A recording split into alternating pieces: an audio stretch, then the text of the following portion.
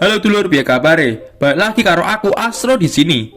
Oke, pada episode kali ini aku akan menceritakan alur film Faster, sebuah film yang rilis pada tahun 2010 dan diperankan oleh Pak Deku Dewe lur, yaitu Dwayne Johnson.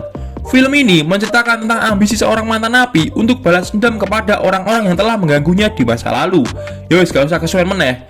Nemu gedang nih sor kemul, madang mul gas filme. Film dimulai di sebuah penjara. Di salah satu ruangan terlihat pria botak yang sedang melihat sebuah foto.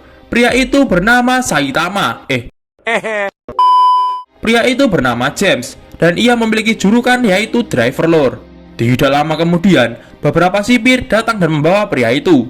Saat sedang dibawa sipir, terlihat beberapa napi menunjukkan kemarahannya kepada James. Ternyata tujuan para sipir itu adalah membawa James ke ruangan kepala penjara. Di situ kepala penjara menunjukkan foto-foto napi lain yang merupakan korban keganasan James. Mungkin loh ini adalah alasan para napi lain membenci dirinya. Kepala penjara di situ memberi sebuah nasihat, tetapi James tidak memperhatikannya dan malah melihat jam. Selesainya ceramah, kepala penjara memberikan sebuah kartu nama jika James membutuhkan bantuan saat di luar sana lor. Setelah hal itu, para penjaga membawa James keluar dari penjara.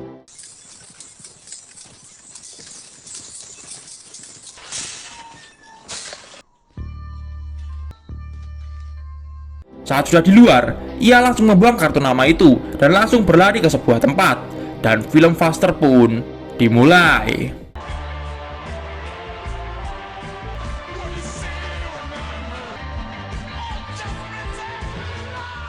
Ternyata, James pergi untuk mengambil mobil yang di dalamnya terdapat sebuah dokumen berisi foto dan alamat yang sepertinya merupakan target si James.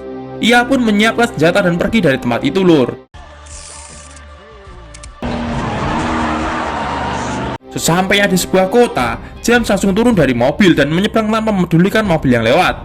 Ia masuk ke sebuah kantor untuk mencari orang di dokumen tadi. Dan lalu,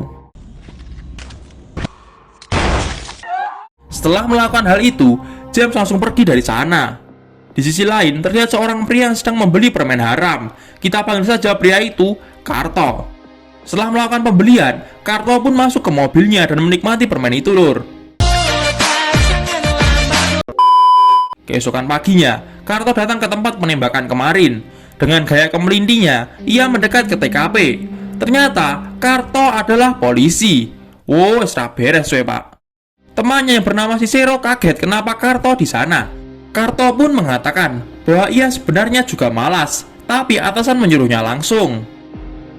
Berpindah lagi ke James, ia masuk ke sebuah toko.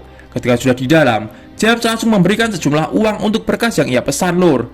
Akan tetapi, si penjual bermuka ngece itu meminta agar bayarannya dinaikkan karena butuh waktu yang lama untuk mengumpulkan semua identitas itu. James menolak dan mengancamnya balik. Penjual yang panik lantas memanggil premannya yang berbadan besar di sana.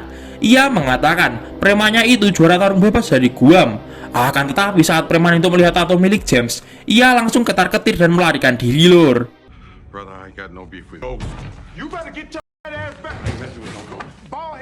Penjual pun langsung memberikan dokumen itu kepada James.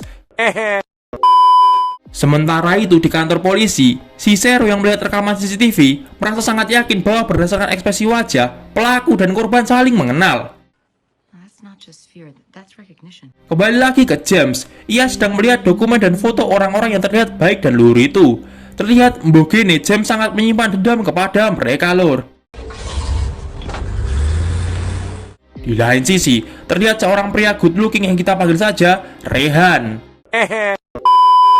Rehan merupakan pembunuh bayaran yang bekerja karena hobi mencari tantangan. Mergo hobi loh lur. Ia juga memiliki pacar yang sangat bening tenan coy. Mereka pun langsung serepet. Setelah hal itu, Rehan mendapat telepon. Ternyata itu adalah klien yang memintanya untuk menghabisi James. Mendengar hal itu, ia pun bersiap-siap dan segera pergi.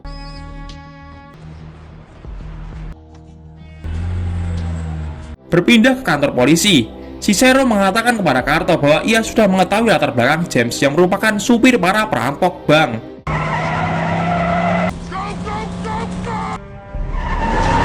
James juga memiliki seorang kakak bernama Gary yang merupakan tukang rampok. Cicero pun menunjukkan sebuah video di mana setelah James melakukan perampokan, kelompok James diserang kelompok lain, dan malangnya Gary harus tewas digorok, sedangkan James ditembak dari belakang.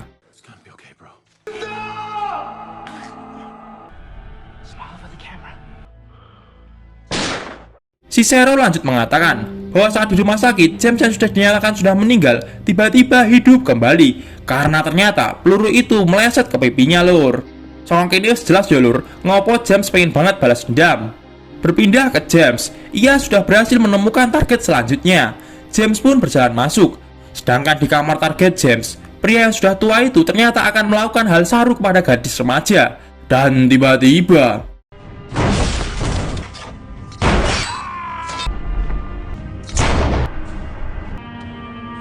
James pun langsung pergi dari sana. Akan tetapi saat di lorong, ia dicegat oleh Rehan. Baku tembak pun terjadi. James dengan ganasnya dapat membuat Rehan yang merupakan profesional terpojok. Dan saat Rehan akan menyerang kembali, ternyata James sudah pergi. Melihat targetnya sangat ganas, tangan Rehan pun bergetar. Ia merasa semakin tertantang untuk menghabisi James. Sepulangnya dari sana, Rehan menceritakan tentang keganasan James itu pada Lily. Ia mengatakan bahwa James sangat cepat dan murni. Lily yang mendengar hal itu pun mengatakan, sehebat apapun target Rehan sebelumnya, ia selalu berhasil menghabisinya. Dan setelah mendengar hal itu, Rehan pun mengatakan, berpindah lagi ke James. Tanpa buang-buang waktu lagi, ia menuju target ketiga yang merupakan eksekutor kakaknya. Dari dalam mobil, James melihat pria itu yang sekarang menjadi penjaga klub. Ia melihat targetnya masuk ke dalam. James pun segera mempersiapkan senjata dan keluar menuju tempat itu. Sampainya di pintu masuk, penjaga yang lain memeriksa James dan mengambil bedilnya. Setelah pemeriksaan selesai, James diizinkan masuk. Di dalam, ia melihat pria itu menuju toilet. James langsung menyusulnya. Saat di toilet tanpa banyak omong, ia langsung mengunci pintu dan bertarung. Akan tetapi dengan mudahnya James beberapa kali menusuknya hingga geletak.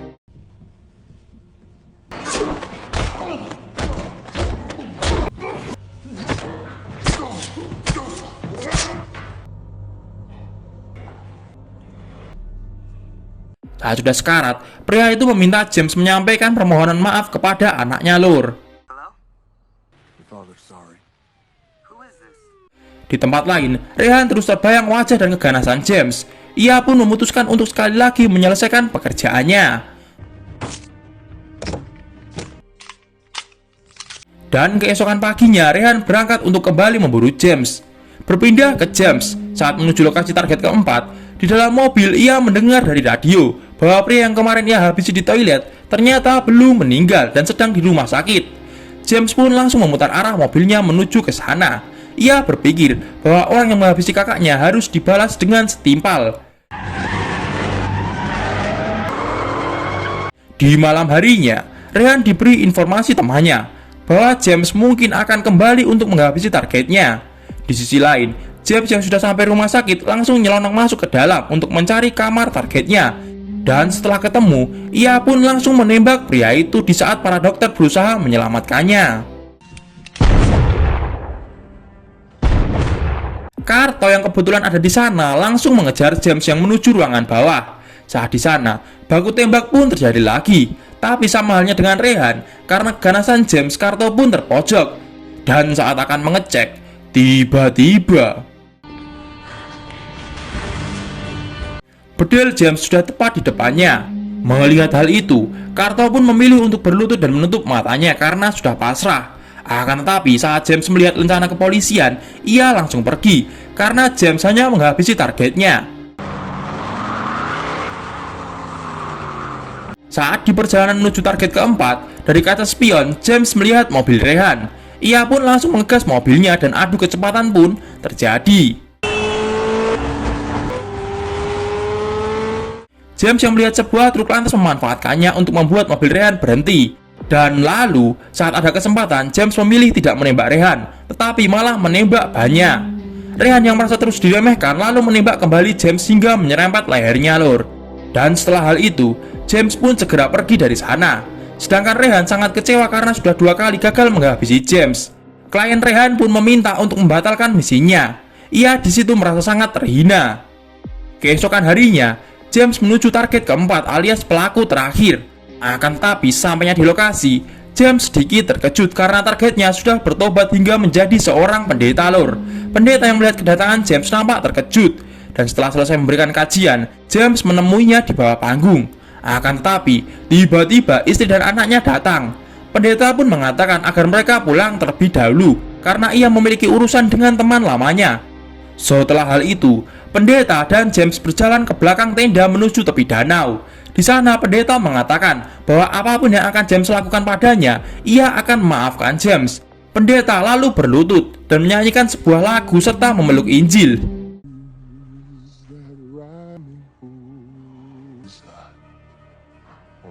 James sudah mengarahkan senjatanya dan tiba-tiba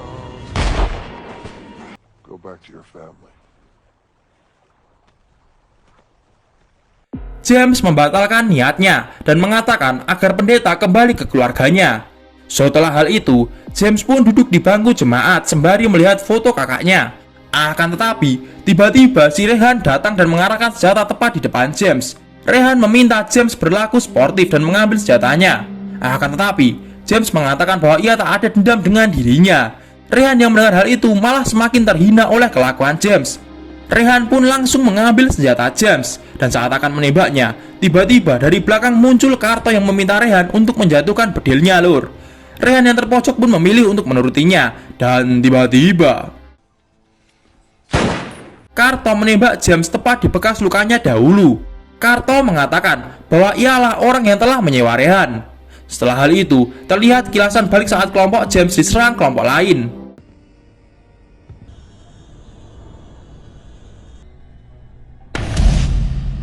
Ternyata si Karto adalah pelaku penembak James dahulu, dan ia juga merupakan pemimpin kelompok yang menghabisi Gary. Wes tenan ora beres iki. Mulut anak kotor. Di tempat lain, terlihat si Zero yang menuju ke lokasi Karto. Ia sudah mengetahui bahwa 4 orang yang dihabisi James adalah informan yang dikendalikan langsung oleh Karto.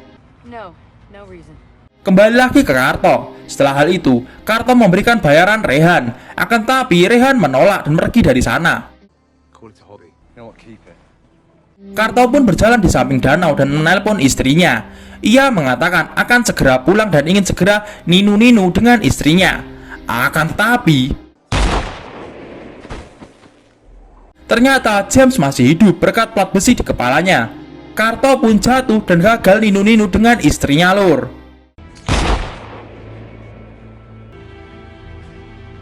Setelah hal itu, si Zero datang bersama beberapa polisi. Ia memilih untuk merahasiakan masa lalu Karto.